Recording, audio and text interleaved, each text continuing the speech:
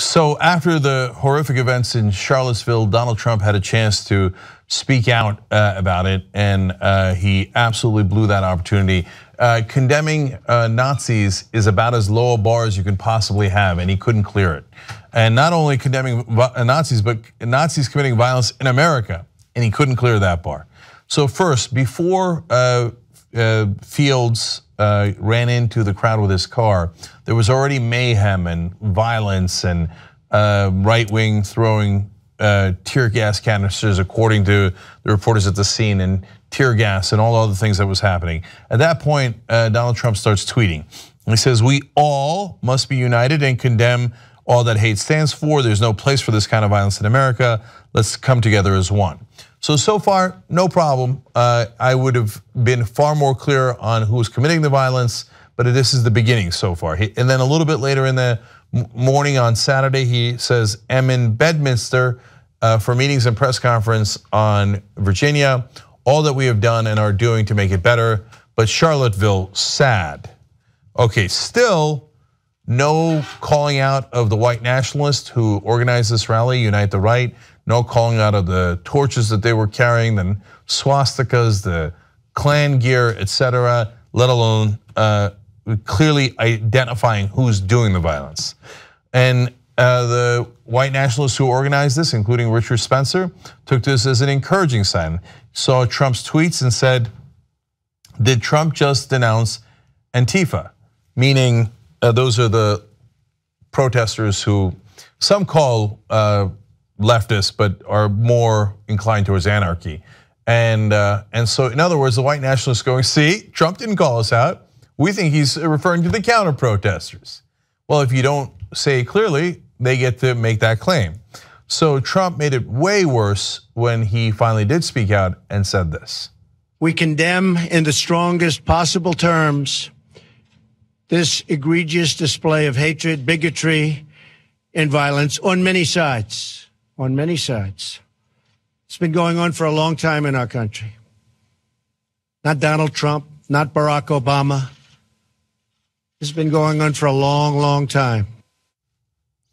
So, of course, he mentions not Donald Trump, not Barack Obama, because he thinks people are going to blame him for it. And he says, "Nope, it's not my fault." Well, then why don't you say the white nationalists shouldn't have done it?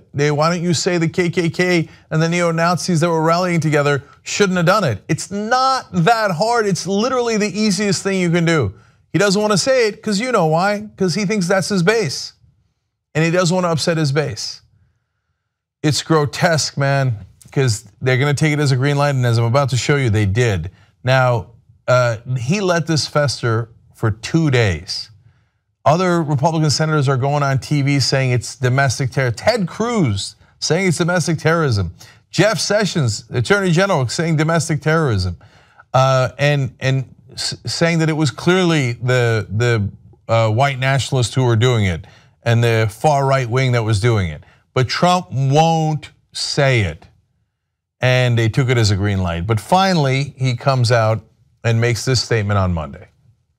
"As I said on Saturday, we condemn in the strongest possible terms this egregious display of hatred, bigotry, and violence. It has no place in America. Racism is evil, and those who cause violence in its name are criminals and thugs, including the KKK, neo-Nazis, white supremacists, and other hate groups that are repugnant to everything we hold dear as Americans. Those who spread violence in the name of bigotry strike at the very core of America." And that took 2 days. Meanwhile, Ivanka's tweeting, everybody's all over TV. Finally, after all the pressure in the world and every advisor saying, "Hey, idiot, it's not hard to condemn the KKK. No, you didn't win because of the neo-Nazis. Yes, the neo-Nazis were probably on your side. That's part of them because they just showed up in red hats saying make America great again at the Charlottesville rally, let alone all of the polling evidence, etc. But they're not the core of your voters. And by the way, you're so stupid. The core of your voters are people who couldn't stand Hillary Clinton, not Nazis in America. But Trump thinks, hey, that's my guys, that's my boys, that's why I didn't want to call them out. Finally, when he does hear, he's reading from a teleprompter. Somebody had to write it out for him. They're like, God forbid that we let Trump speak off the cuff on this. He will say horrific things. Write it for him and make sure the schmuck says it word for word. And then when he does, he says, I condemn, violence from every place, including the KKK and neo-Nazis. Wow, are you not merciful? Thank you for finally showing up. So Jim Acosta afterwards is going to try to ask him some questions and listen to their interaction. Mr. President, can you explain why you did not condemn those hate groups by name over the weekend? They've been condemned. They have been condemned. And why are we not having a press conference today? You said on Friday we'd have a press conference. We had a press conference. We just had a press conference. Can we ask you some more questions then, sir? It doesn't bother me at all, but I like real news, not fake news. Give fake news. Thank you, everybody. Mr. President, haven't you spread a lot of fake news yourself, sir? They've been condemned. What else do you want? Can we have a press conference where we ask you questions? This is a press conference. Can I ask you a question? No, you're fake news. Okay, so apparently not a press conference. So most importantly, you can get into a silly debate of, well, he probably in his head meant the KKK when he said many, many sides. You might have that debate, but the neo-Nazis did not. At the Daily Stormer, they were thrilled. That's a neo-Nazi website. And when they saw Trump blame many sides, here's what they wrote on their blog. They said, Trump comments were good. He didn't attack us. He just said the nation should come together. Nothing specific against us. He said that we need to study why people are so angry and implied that there was hate on both sides.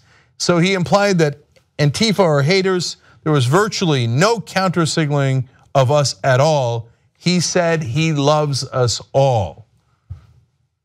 Daily Stormer is named after a Nazi propaganda during World War II publication that did that kind of propaganda.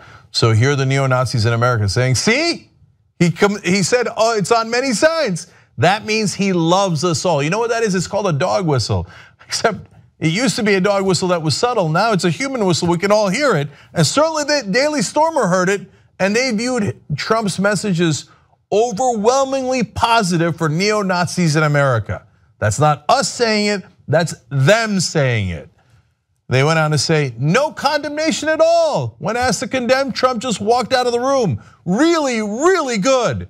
God bless him. So here's where we are, guys, where Nazis are saying, God bless the President of the United States. He's been really, really good to us. He loves us, and that's why he wouldn't condemn us. So Trump knew what message he was sending. If you're not well versed in politics and you think, well, he seemed to condemn some sort of violence. No. That message was received. And for white supremacists all across the country, it was a giant blinking green light. Go forward, because when I condemn it a couple of days later because they make me do it, I don't really mean it. Now, how dangerous are these guys? So they say things like, we have an army, this is the beginning of a war. Now look, you can talk about symbolic armies and everybody does that. And so I wouldn't have read you that quote if it wasn't for the second part, the beginning of a war.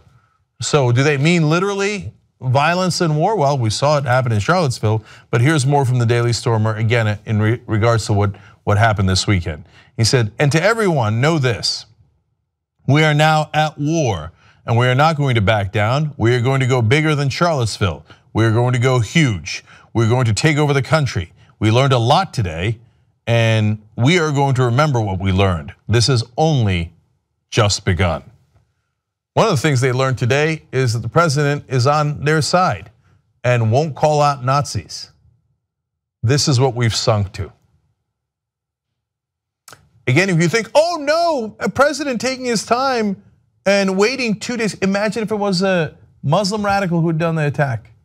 You think Trump waits 2 days? He usually tweets before we find out who even did it. When he thinks it's Muslims, he'll take credit for it. After Orlando, he said, I appreciate all the congratulations for me predicting that it was Muslims. But when it comes to white supremacists and domestic terrorism, all of a sudden he can't find a phone to tweet from. He can't find a camera. The guy who loves cameras can't find one for 2 whole days, and finally comes and says, fine, including the KKK and the Nazis, I guess. So in case you were confused about that message, the Nazis were not.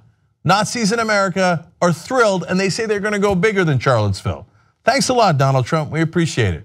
And now among the many terrible excuses given is from Tom Bossert, who's a White House Homeland Security advisor. He went on television and said this, making an excuse for Trump's inaction.